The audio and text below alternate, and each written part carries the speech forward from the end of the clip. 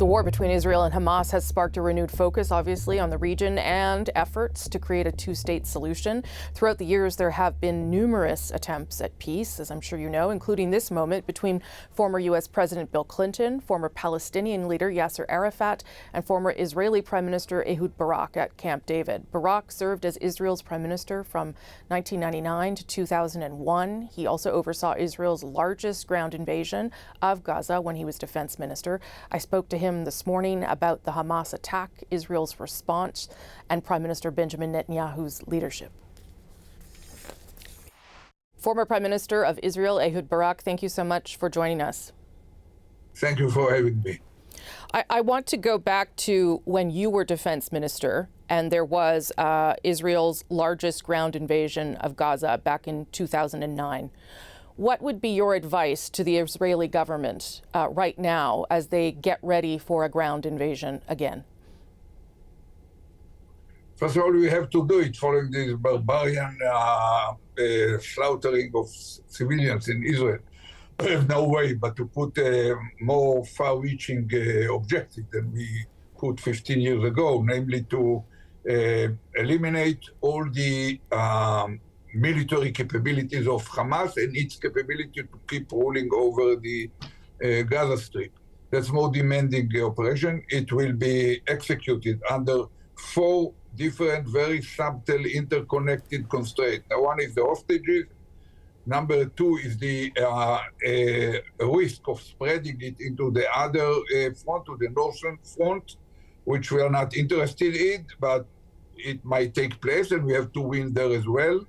Number 3 is the issue of the international law. We are obeying the international law and acting to minimize the amount of civilians in the Gaza Strip being hit, but it's accumulating a long time and it will erode our legitimacy of continuing the action and our support in the world, probably except for the United States. And the 4th one is the need to consider in advance who will take it from us. Even if we take over the Gaza Strip, might take weeks, probably a few months, and we clean it from the infrastructure of Hamas. We do not want to stay there for the next 15 years or 10 years. So we have to pass it, hopefully to some international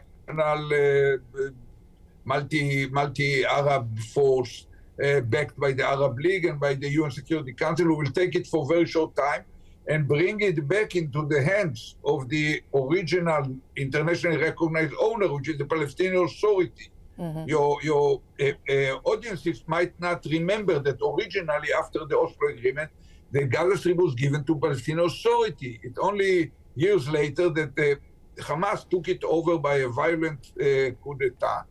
And it's an opportunity now to bring it back to them.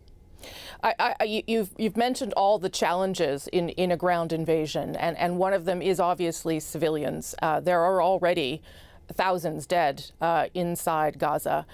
How concerning is it for you that there are thousands of civilians being killed, but also that people are on the brink of dying from hunger and not having access to water? Is there more that Israel should be doing to help Palestinians? We made a major effort to avoid. I am aware of the situation, but we are making an effort. You know, every target is cleared more than once by professionals to make sure that's target. We warned the population from day one. Whoever of you knows that in the building where he resides or the place where he works, there were in the, let's say, past 2 years, activities of Hamas, being whatever, launcher for a rocket, some munition depot, some training site or office of them. It is a target. Please leave the place. 1.1 million left. There are still several 100,000 remained. And we repeat it once and again, and we order. So we know the reason why they don't leave. The Hamas deliberately use them as a human shield. We cannot give impunity to terrorist organizations as Daesh or Al-Qaeda-like a terror organization which slaughter women and children, burning babies in front of the parents or the other way around. and carrying out crime against humanity on our border within our area. We cannot afford to give them impunity just by their power to coerce civilians. Can I ask you, Mr. Barak, about Benjamin Netanyahu? You've had some criticism of him and what is being seen, obviously, as the greatest intelligence failure Israel has ever seen. Do you think Mr. Netanyahu should step aside now or at some point when it is possible? First of all, we are now at war, so it's not the most kind of proper thing to deal with. But reality is that there are a series of failures. It's a huge failure, as you mentioned, of our intelligence.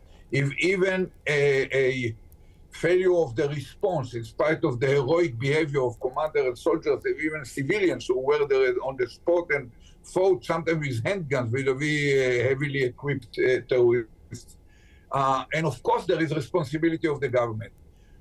Basically, Netanyahu just 10 months ago, or 11 months ago, got the approval, the mandate from the Knesset. He had the trust of the people. He, in October 7, he totally lost the trust. If you ask people now in the street, and there's some polls that the major networks have done and did not publish, some 70% of the public thinks that Netanyahu has to resign.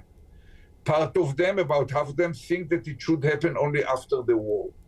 But they have in mind the Israeli wars. 6 days war took less than a week. 73 war took 3 weeks. Some other war, Second Lebanese war, took 33 days. And the longest operation in the last generation took less than 2 months. So if it's 2 months, it should be put on the shelf. We should not discuss it. The problem is that this war, especially if it's spread to the north, which can happen, I would give it 50% that it could happen there. Just because we don't know, it's not in our control. It's up to the Iranians and the Hezbollah to decide, or probably even if they don't want, it can deteriorate it. So it might take a year, it might take more than a year. Under this situation, I don't believe that Netanyahu has the trust of the people to lead. Can I end, Mr. Barak, talking about the Camp David summit in 2000, which now seems so long ago, convened by President Clinton at the time. A peace agreement wasn't reached. Do you believe still in a two-state solution, and do you believe that it is possible?